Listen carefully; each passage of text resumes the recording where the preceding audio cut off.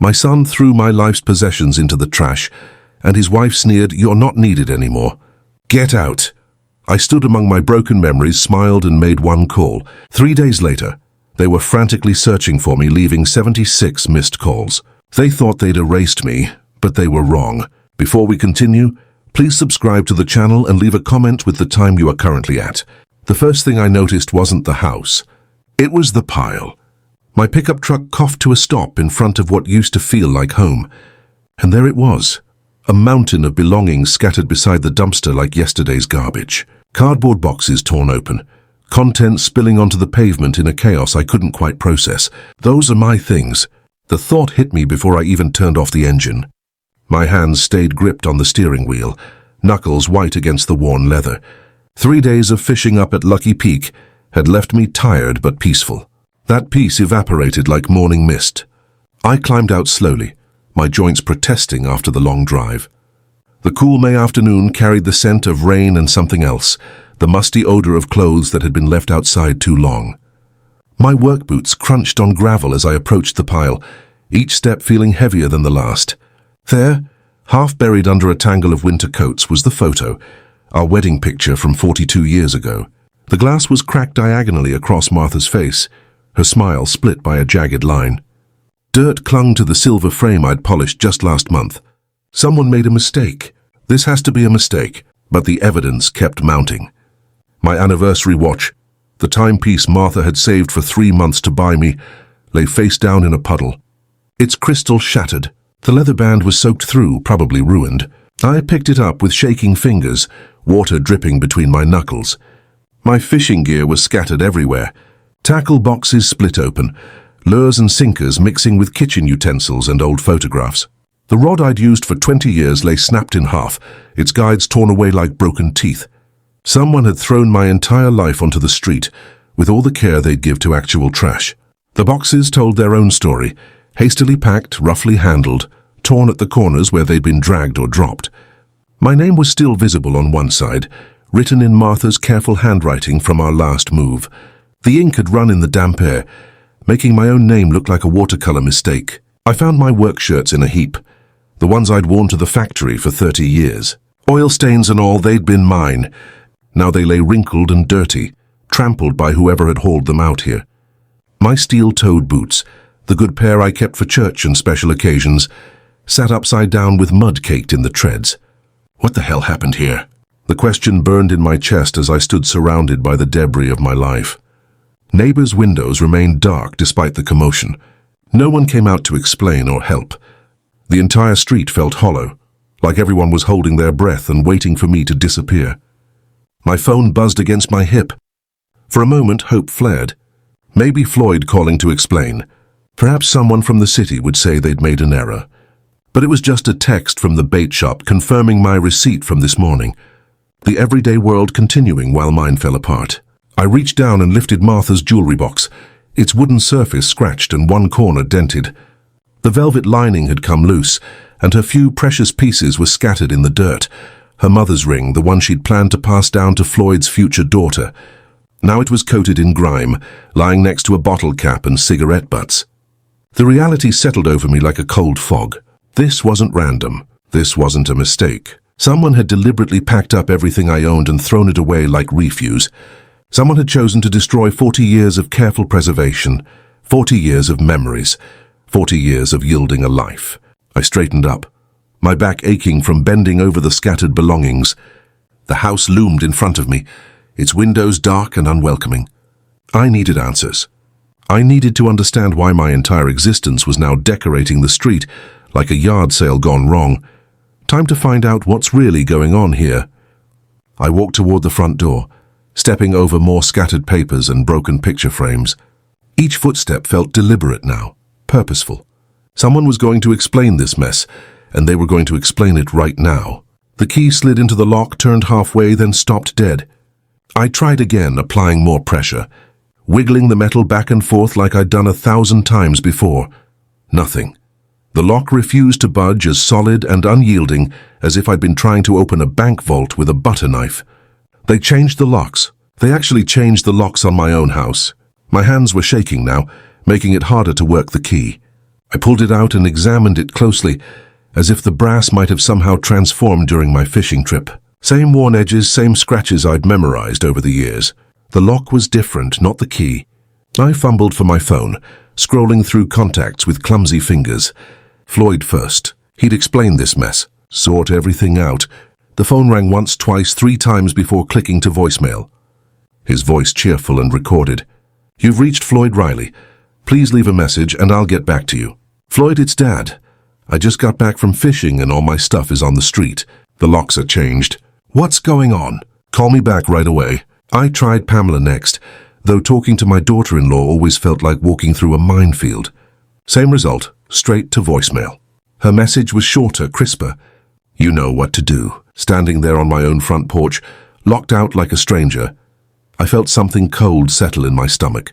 This wasn't some mix-up or emergency repair. Someone had planned this. Someone had waited for me to leave town, then systematically erased me from the place I'd called home for 15 years. The afternoon shadows were getting longer, and the spring air carried a chill that hadn't been there an hour ago. I walked across the yards to Simon's house, my neighbor of 8 years. If anyone knew what had happened, it would be him.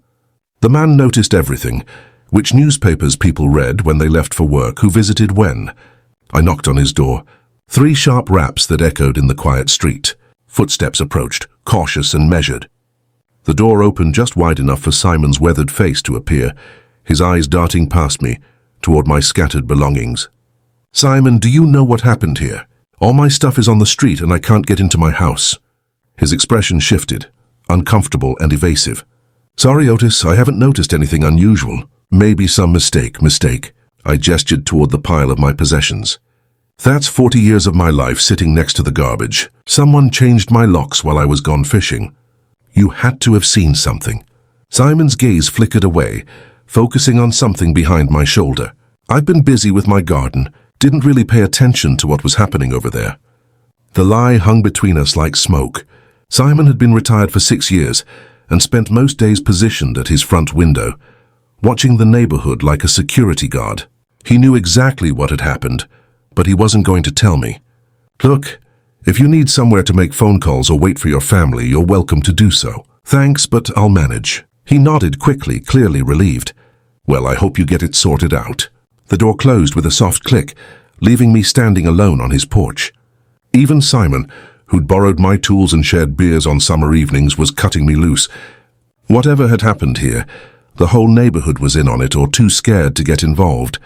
I walked back to my belongings, each step heavier than the last. The pile looked even more pathetic in the fading light, like the remnants of someone's entire existence scattered for the world to see. I found an old lawn chair among the debris, with an aluminium frame that was bent but still functional, and set it up next to the largest box. My phone showed no new messages. I tried Floyd again, then Pamela. Both calls went straight to voicemail, without even ringing this time. Either their phones were off, or they were deliberately avoiding me. Given the evidence surrounding me, I was betting on the latter. The street grew quieter as dinner time approached. Other houses showed signs of life. The lights came on, and the garage doors opened as people returned from work. But nobody stopped to ask if I needed help, or wondered why an older man was sitting among garbage bags full of his possessions. They all seemed to know something I didn't. I settled deeper into the chair, pulling my jacket tighter against the cooling air. Whatever game was being played here, I was the only one who didn't know the rules. But I'd learned patience in 65 years of living, and stubbornness in 30 years of factory work. I could wait. They'd have to come home eventually, and when they did, I'd get my answers.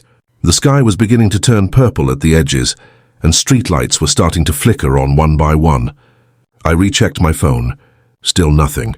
But I wasn't going anywhere. Not until someone explained why my entire life had been thrown away like yesterday's trash. I had nowhere else to go anyway. 4 hours passed like a slow bleed. I'd sorted through most of my belongings by the time their car pulled into the driveway. Some things were salvageable, clothes that could be washed, books that had only gotten damp. Other items were ruined beyond repair, casualties of their hasty eviction. The anniversary watch was definitely gone. Its face was clouded with moisture, and its hands were frozen at 2:17. The Honda Civic's headlights swept across the pile as Pamela parked, illuminating the chaos like a crime scene. I stood up from the lawn chair, my joints screaming after hours of sitting in the cool air. Relief flooded through me despite everything. Finally, someone who could explain this nightmare. Floyd got out of the passenger side, his movements careful and deliberate. He looked older than his 42 years, shoulders slumped under the weight of something I couldn't identify. Pamela emerged from the driver's side. With her usual brisk efficiency, her blonde hair was perfect despite the long day. "Floyd, Pamela, thank goodness you're here." I walked toward them, gesturing at the scattered belongings. "What happened? Why are my things on the street? I can't get into the house. Someone changed the locks while I was fishing." Pamela didn't break stride, walking past me as if I were invisible. She pulled grocery bags from the trunk with sharp, angry movements. When she finally looked at me, her expression was cold enough to freeze water. "Because you're no longer needed here, Otis." The words hit me like a physical blow. I actually took a step backward, blinking in confusion. "What do you mean, not needed? This is my home. I live here, lived." She corrected, slamming the trunk shut, past tense. "The mortgage is paid off now. Your job here is done. Take your junk and get out, my job." The phrase made no sense, Pamela. "I don't understand what you're talking about." "This is my house. I've been paying the mortgage for exactly." Her smile was sharp as broken glass. "You paid it off. Mission accomplished. We don't need you anymore." I turned to Floyd, desperate for sanity in this madness. "Son, what is she talking about? Tell me what's going on here." Floyd couldn't meet my eyes. He stared at the ground, his hands shoved deep in his pockets like a guilty child. "Sorry, Dad," he mumbled, barely audible. "We tried to make it work, but what?" I reached toward him and actually flinched away from my touch. "Floyd, look at me. I'm your father. I've lived in this house for 15 years. I pay for groceries, utilities, and repairs. This is my home." Pamela laughed, a sound like breaking ceramic. "Your home? You were a tenant, Otis. A beneficial tenant who paid all our bills and asked for nothing in return. But tenants can be evicted when they're no longer convenient." The cruelty of it stole my breath. I looked between them, my son avoiding my gaze, my daughter-in-law smiling with obvious satisfaction. The streetlight cast harsh shadows across their faces, making them look like strangers. "I helped you buy this house," I said slowly, each word carefully measured. "When you couldn't qualify for the mortgage, I co-signed for you. When you couldn't make the payments, I covered them. When you needed a down payment for Floyd's car, I gave you my savings. Everything I had I gave to this family. And we're grateful," Pamela said with mock sincerity. "Really, we are. But gratitude doesn't mean we have to house you forever. You're old, Otis. You take up space. You track mud through my clean house.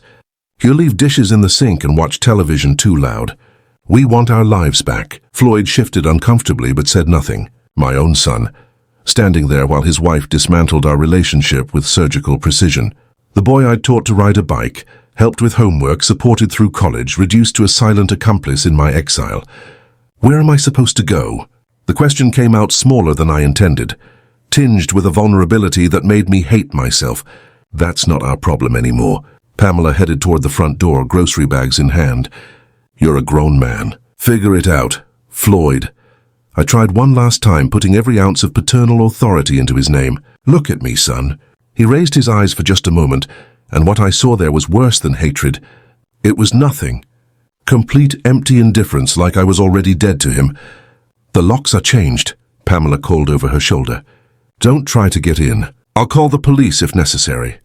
The front door opened and closed, leaving me alone under the streetlight with my scattered possessions.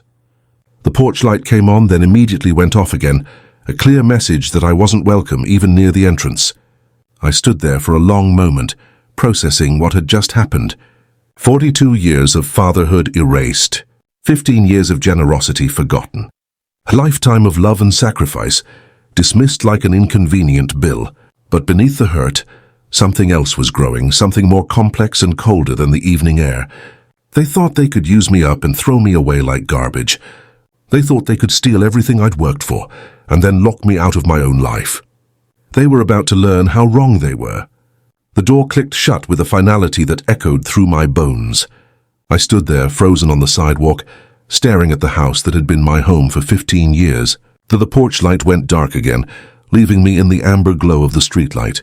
8 years. 8 years since that conversation in the kitchen when Floyd had looked me in the eyes and promised we'd always be family. His voice came back to me, younger and full of hope. "Dad, if you help us with the mortgage, we'll always be together. This is our family home now." I could see him so clearly in my memory, leaning against the counter with that earnest expression he'd inherited from his mother.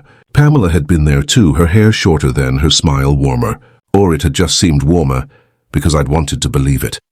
"You'll always have a home with us, Mr. Riley," she'd said, using my formal name like she always did back then. "We want you to feel like this is your place too." How naive I'd been. How desperate to believe that my son still needed me, still wanted me around. Martha had been gone 2 years by then, and the house felt too empty, too quiet. When Floyd called about their mortgage troubles, I jumped at the chance to help, not just with money, but with finding a sense of belonging again. "Family takes care of family," I told them, as I signed the papers that made me responsible for their debt. "Of course I'll help." Floyd had hugged me that day, and actually hugged me, something he hadn't done since his teenage years. "I promise, Dad, you'll never regret this. Never regret this." The words tasted bitter now. I thought about the gradual changes, how the first few years had been good. Family dinners, holiday celebrations, Floyd asking my advice about work problems. I'd felt useful, needed. However, around 2020 things began to shift. Dinner invitations became less frequent. Conversations grew shorter. My opinions were dismissed more quickly.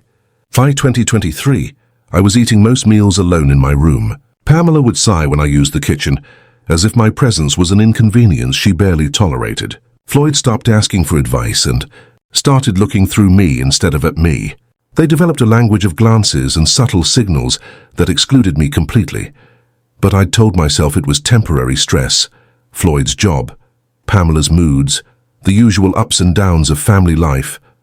I'd made excuses for them the way parents do, finding reasons to justify behavior that grew increasingly cold and dismissive. The pattern was clear now, viewed from this side of betrayal. The closer we got to paying off the mortgage, the worse they treated me, as if my usefulness had an expiration date tied directly to the loan balance. Every payment I made toward their debt was one step closer to my eviction. They'd been planning this, maybe not from the beginning, but certainly for months. You don't change locks on impulse. You don't pack someone's entire life into boxes without forethought. This had been calculated, methodical, timed perfectly for my fishing trip. 8 years of mortgage payments, 8 years of buying groceries, paying utilities, covering repairs, 8 years of believing I was investing in family when I was actually funding my own disposal. The street was quiet, except for the distant hum of highway traffic.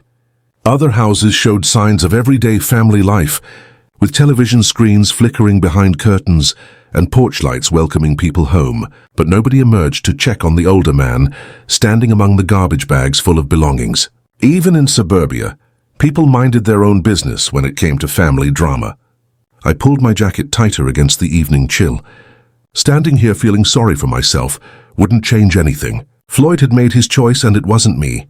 Pamela had won whatever game she'd been playing all these years. They'd gotten what they wanted, a paid-off house and freedom from the inconvenience of gratitude.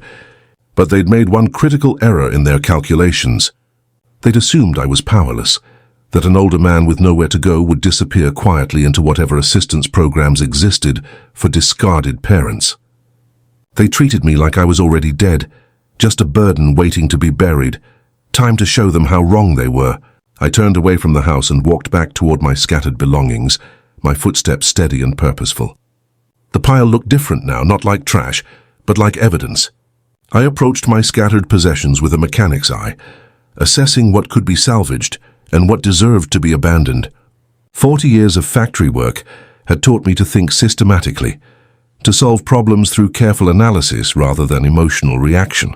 This was just another problem requiring a practical solution. The wedding photo went into the cab of my truck first, cracked glass and all.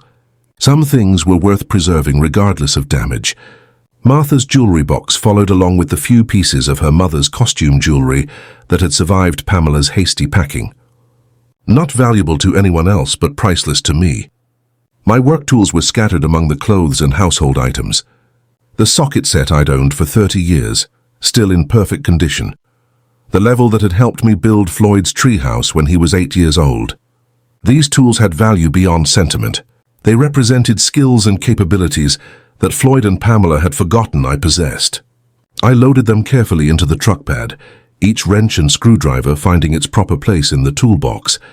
Organization mattered.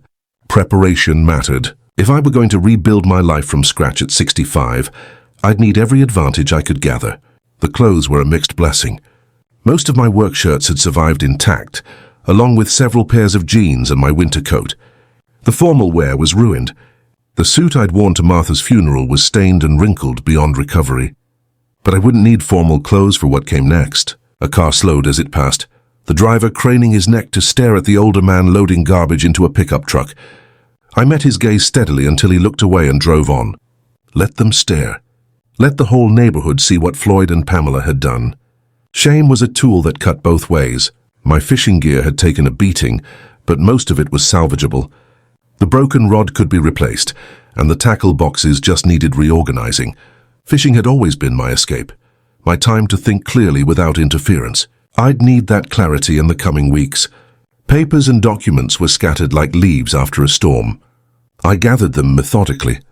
Insurance policies, bank statements, tax returns, important information that Floyd and Pamela had thrown away as carelessly as everything else.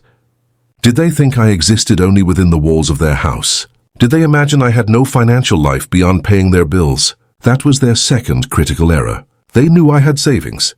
They'd seen me write checks for their expenses year after year.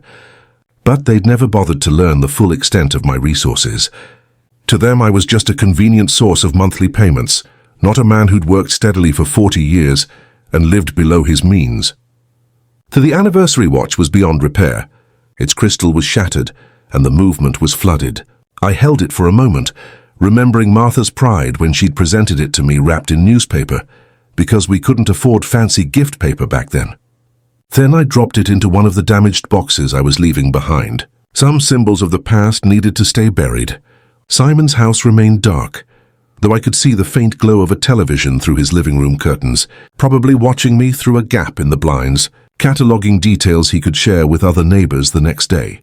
The whole street would know about Floyd's ingratitude by the time they mourned, though none of them would intervene. Suburban politeness had its limits. I'd worked for 43 years to support this family. First Martha and baby Floyd when money was tight and factory jobs were uncertain. Then just Floyd through his teenage years, college tuition and early career struggles. Finally, Floyd and Pamela, helping them achieve the middle-class stability, which I'd never quite managed for myself. Time for a return on that investment. The truck bed was nearly complete now, packed with everything that mattered. I'd have to leave some furniture behind, including the dresser Martha had refinished, and the recliner where I'd watch television most evenings. But material possessions were just weight now. I needed mobility, flexibility, freedom to act without encumbrance. I took one last look around the debris field that had been my life 2 hours ago. It's amazing how quickly 40 years can be condensed into what fits in a pickup truck. But reduction also meant distillation, keeping only what was essential, valuable, meaningful.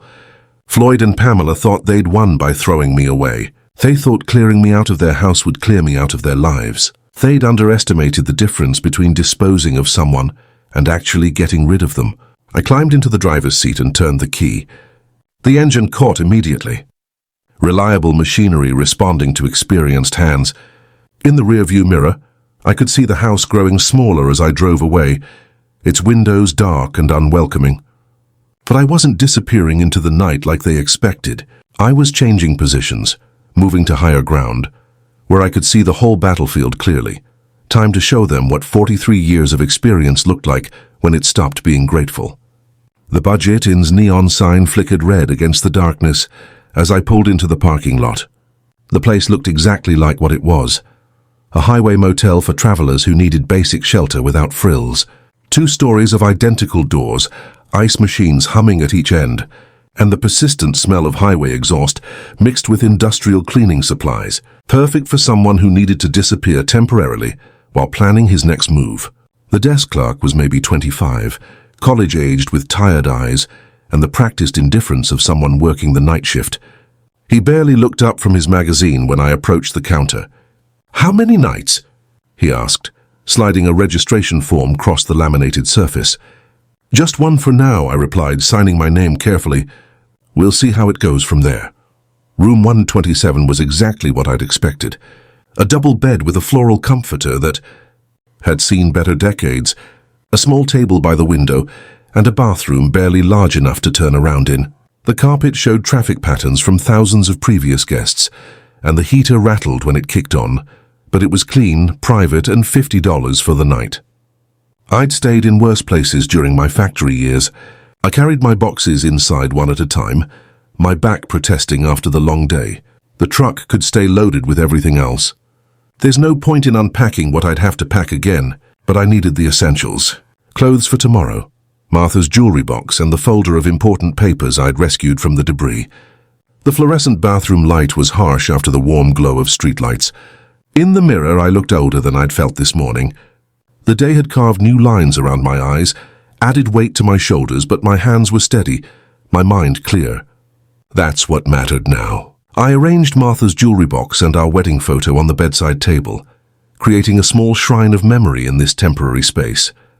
The cracked glass split her smile in half, but her eyes were unchanged, bright with the optimism that had carried us through 38 years of marriage. She'd known how to love without conditions, how to build rather than destroy. I should have done this years ago, I told her picture quietly.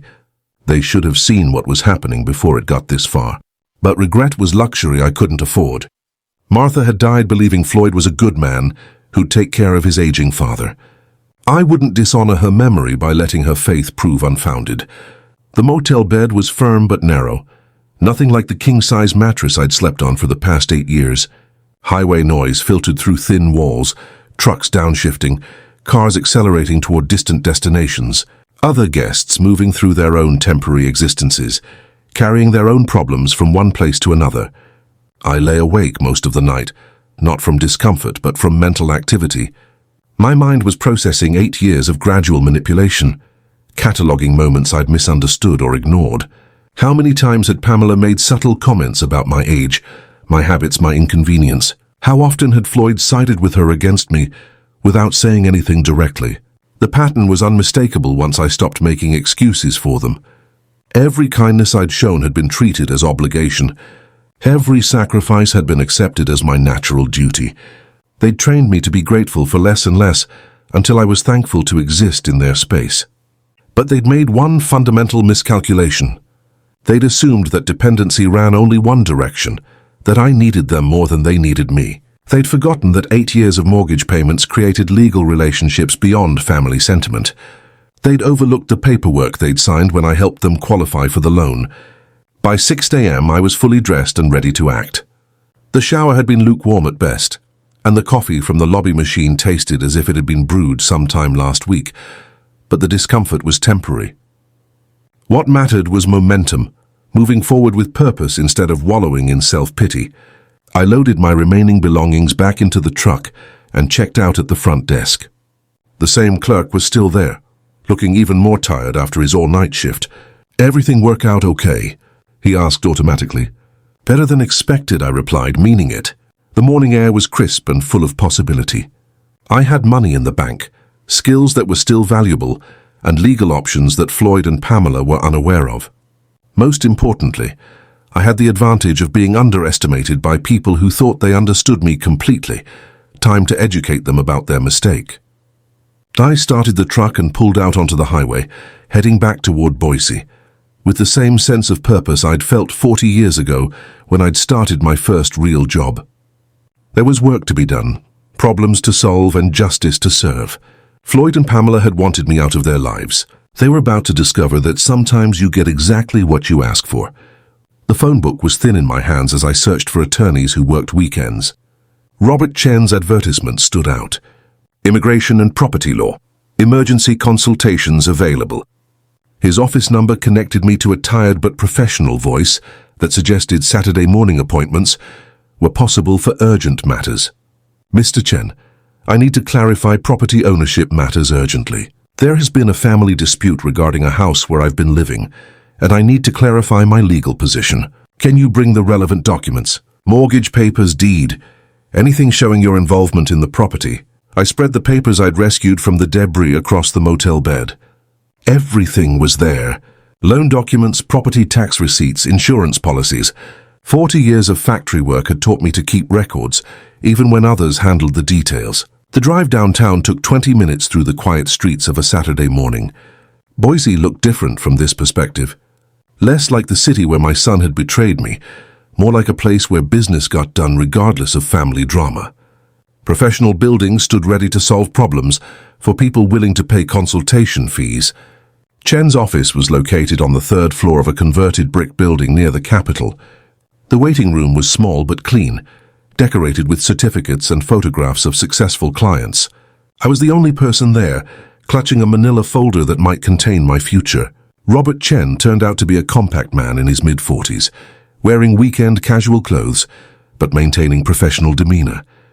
He gestured me into his office and accepted the folder with careful attention to detail. Please describe the situation first, and then we'll review the documents. I explained the basics without emotional embellishment. 8 years of mortgage payments, gradual deterioration of family relationships, sudden eviction and lock changes. Chen nodded occasionally, making notes on a legal pad. Now let's review the paperwork to see what it tells us. He spread the documents across his desk systematically, examining each page with the methodical attention I recognized from my own work habits. When he reached the original deed and mortgage agreement, his eyebrows raised slightly. Mr. Riley, according to these documents, you are the sole owner of the property in question. The words hung in the air like smoke from a welding torch. What about the mortgage? Floyd and Pamela live there. They said I was helping them buy their house. The mortgage was issued in your name only. You qualified for the loan. You've made all the payments, and the property tax records show you as the official owner.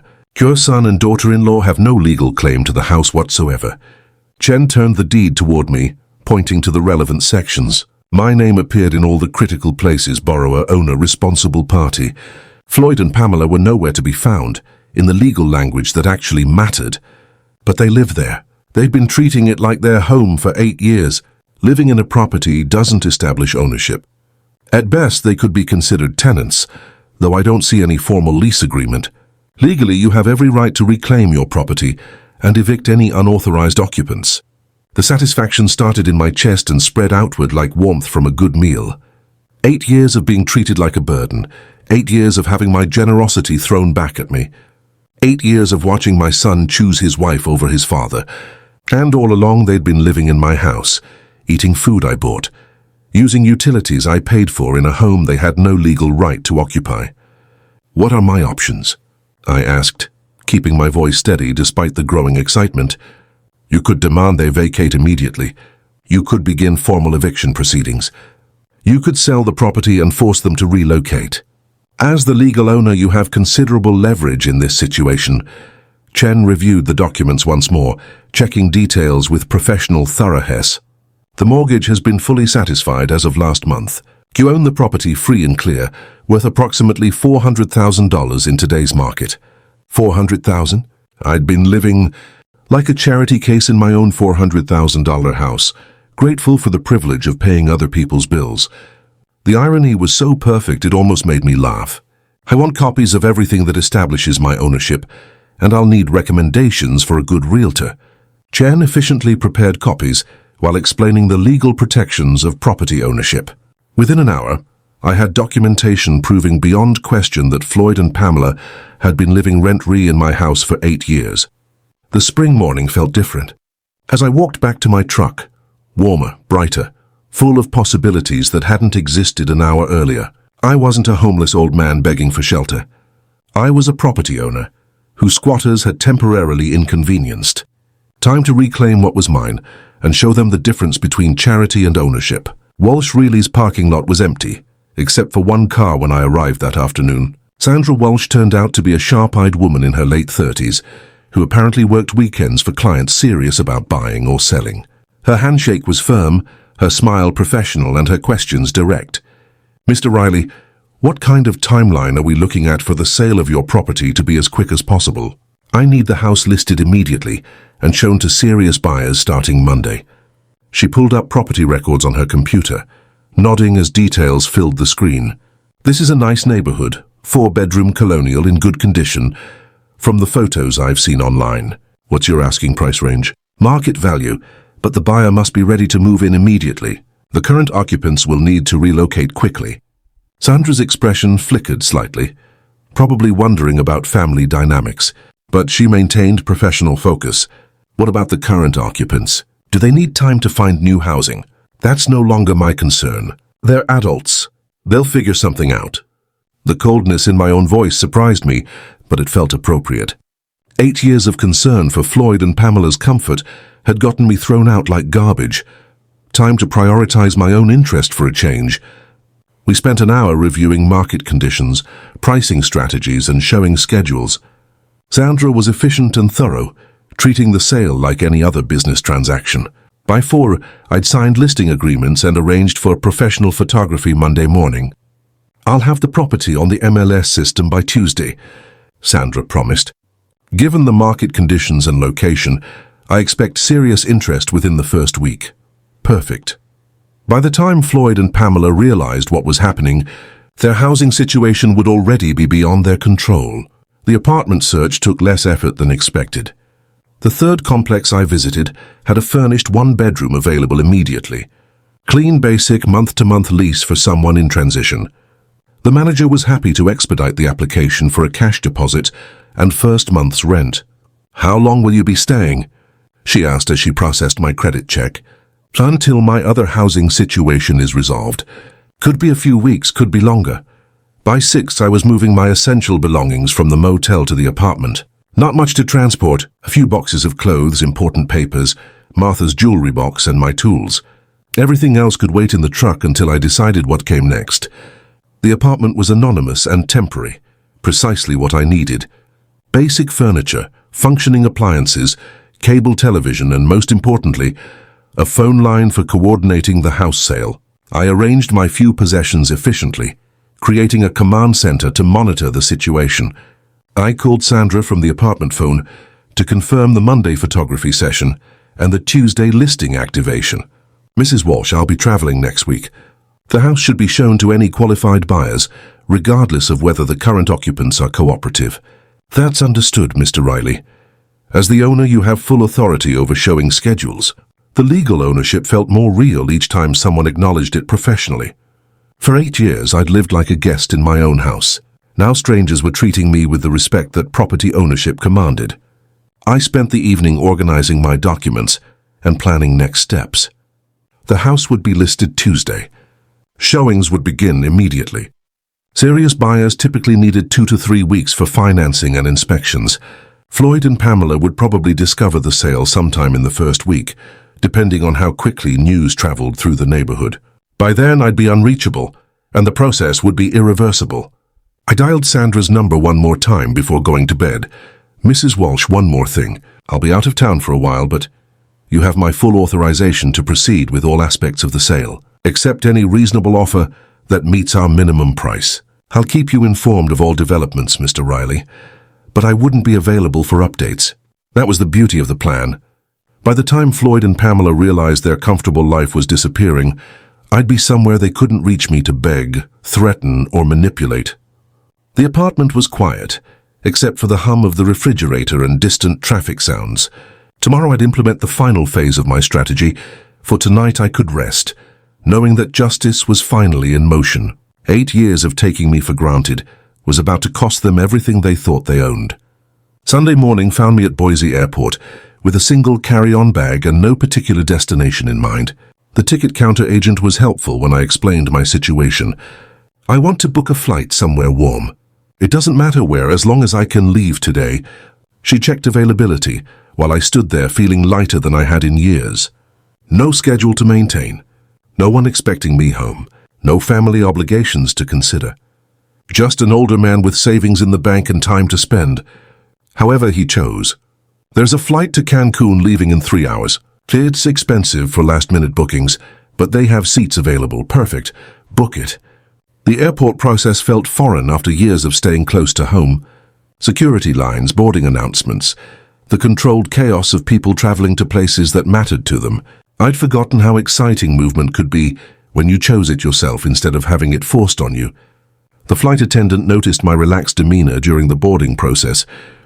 "Vacation travel?" she asked while checking my seat assignment.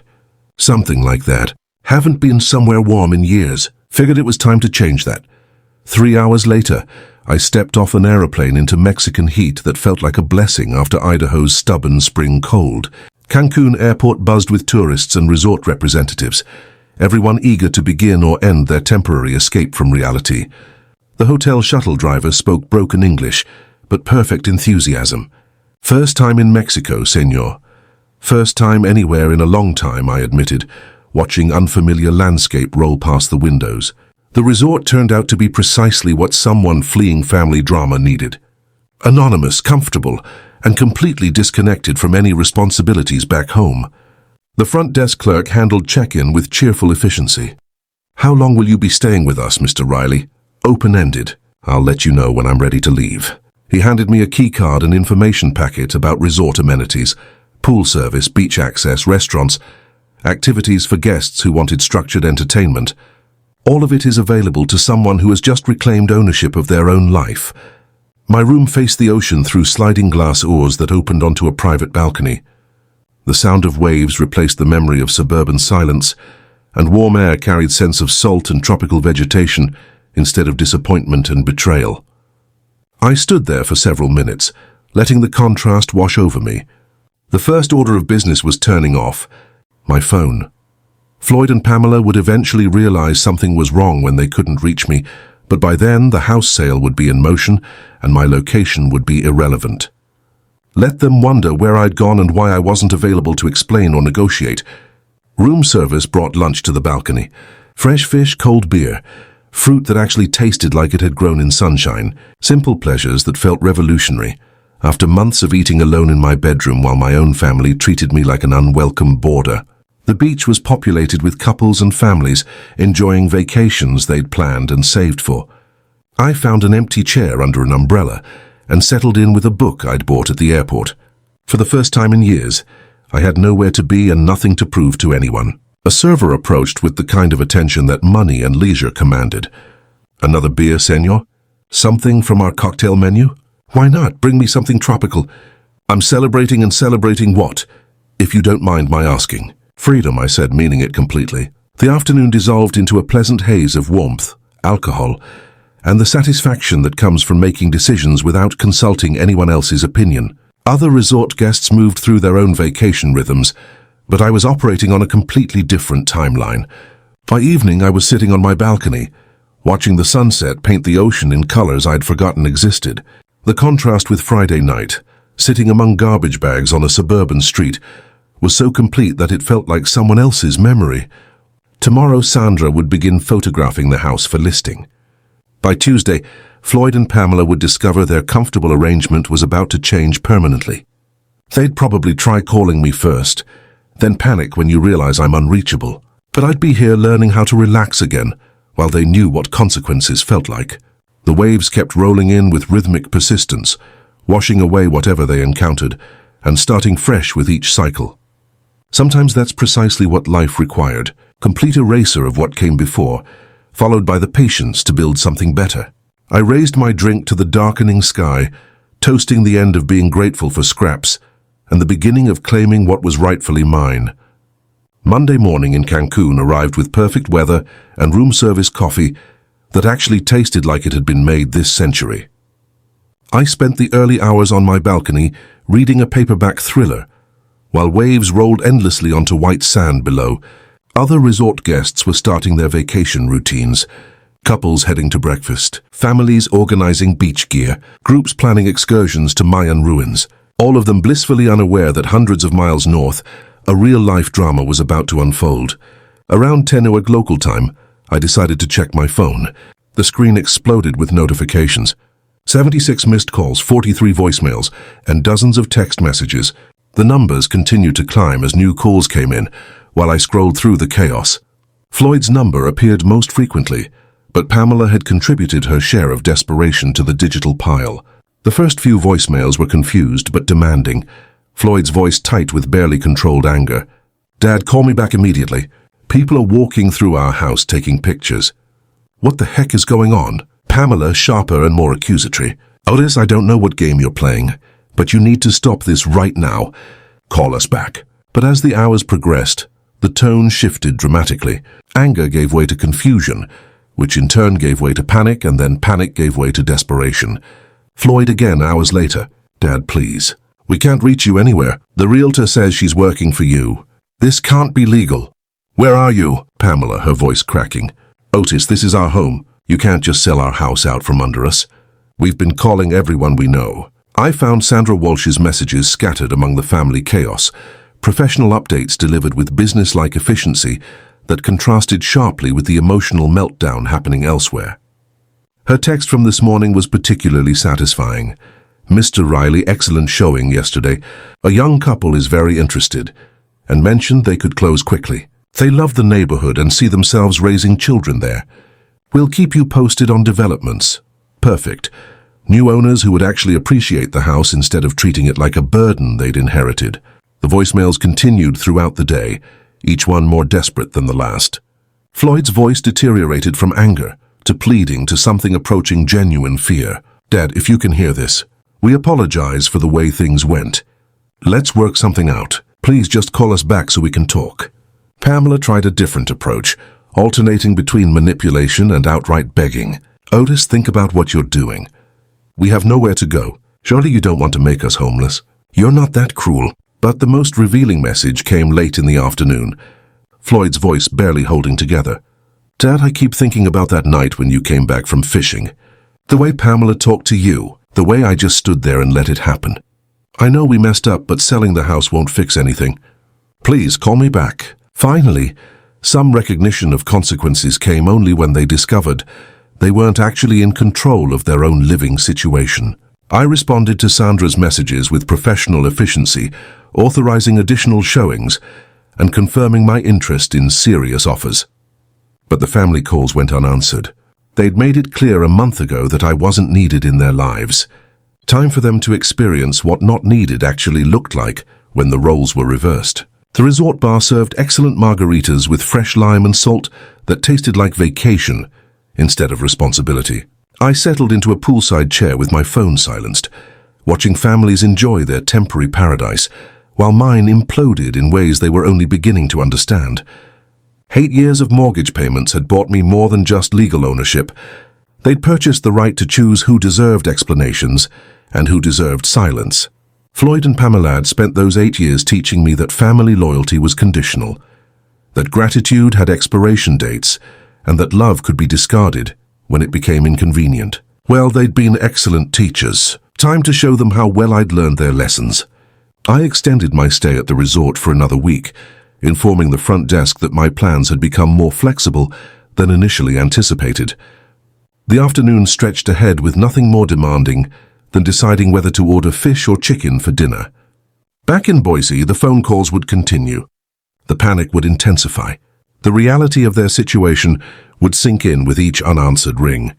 But that was their problem now, not mine. 3 weeks later, I returned to Boise with a tan that spoke of extended leisure and a perspective that distance had clarified. The flight from Cancun landed on schedule, and the taxi ride to my downtown apartment felt like visiting a different city. The spring weather had warmed considerably, transforming the landscape from the grey uncertainty I'd left behind to something approaching summer optimism. Even the downtown streets looked more welcoming, though that might have been due to no longer feeling trapped by other people's expectations.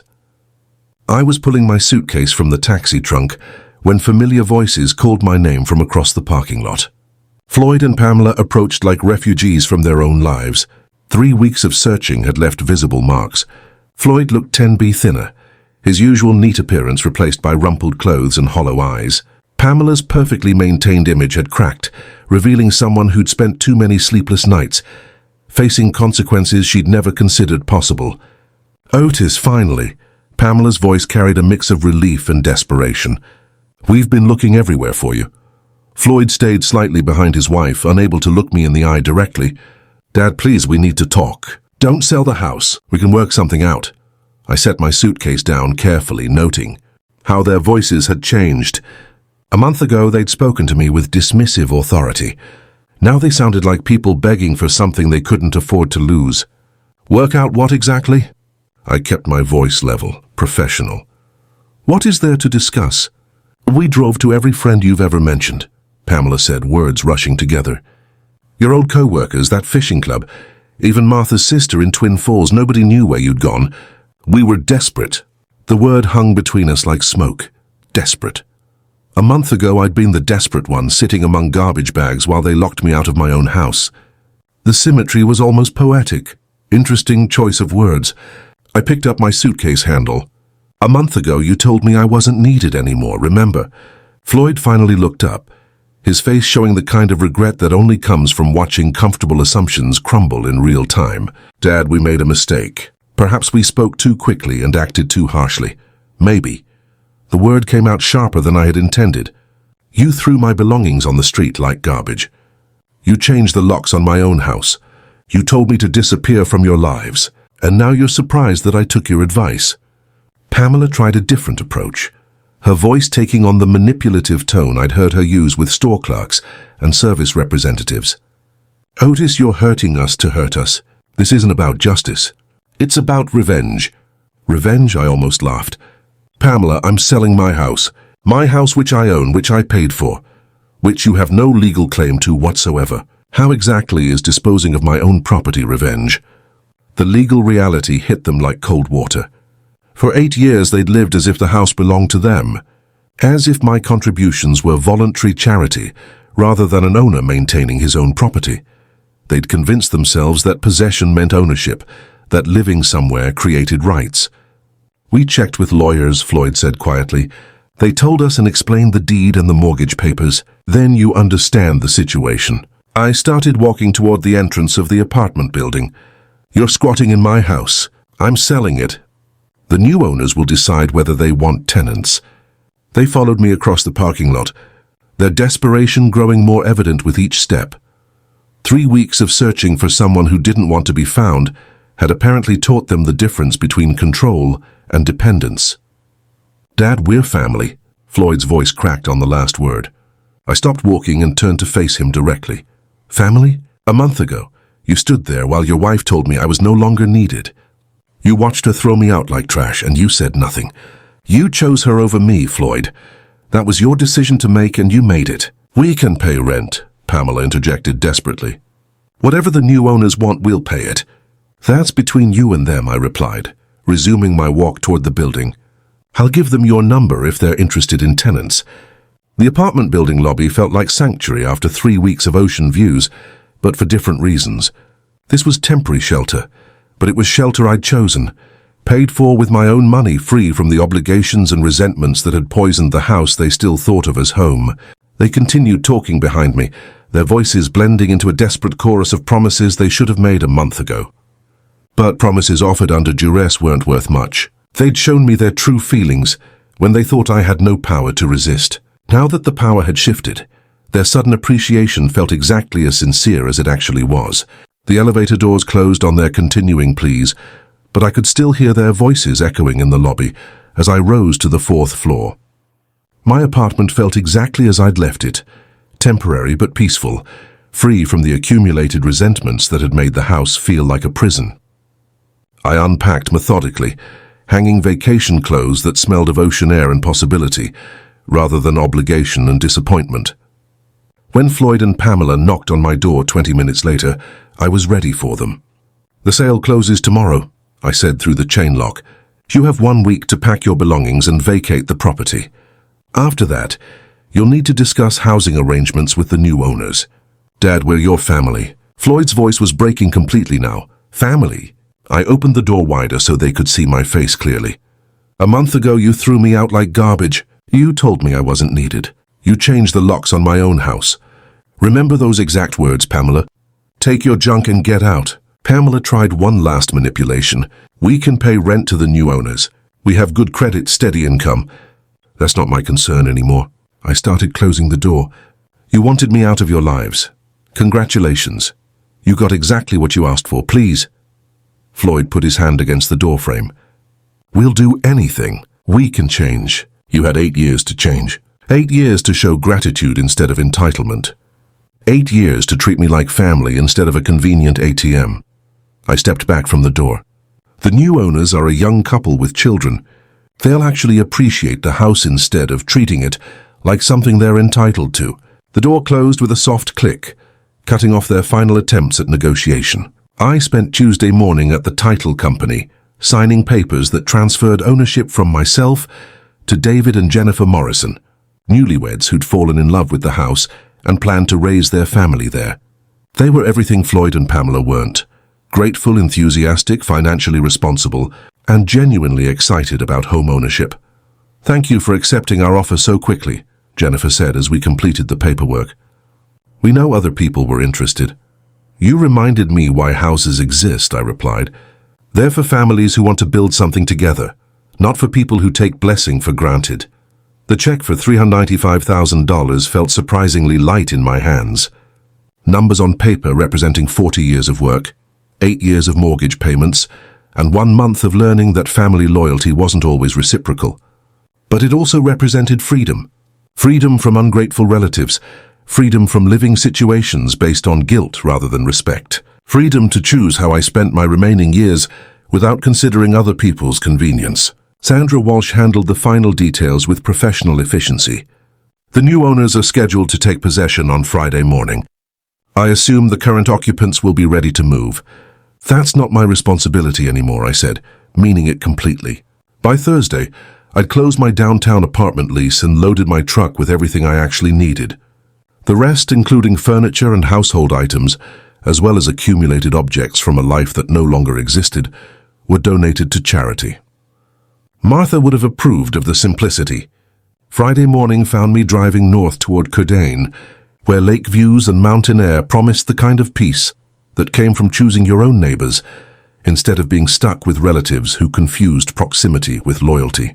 The radio played classic country music as I drove through changing landscape, each mile putting more distance between myself and 8 years of being taken for granted. In my rearview mirror, Boise shrank to a mere speck on the highway, just another city where someone had learned the difference between charity and ownership. Floyd and Pamela would eventually figure out their housing situation. The new owners may consider renting to them. Maybe they'd find somewhere else. Either way, they'd face their future without the safety net they'd spent 8 years assuming would always catch them. Justice didn't require cruelty. It just needed consequences. They'd taught me that family was conditional, that gratitude had limits, that love could be discarded when it became inconvenient. I'd proven to be an excellent student. The highway stretched ahead like possibility itself, leading toward a life where appreciation wouldn't be taken for granted, and family would mean something more profound than convenient obligation. Sometimes the best revenge was letting people experience the natural results of their own choices. If you like this story, please like this video, subscribe to the channel, and share your impressions of this story in the comments. To listen to the next story, click on the box on the left. Thank you for watching.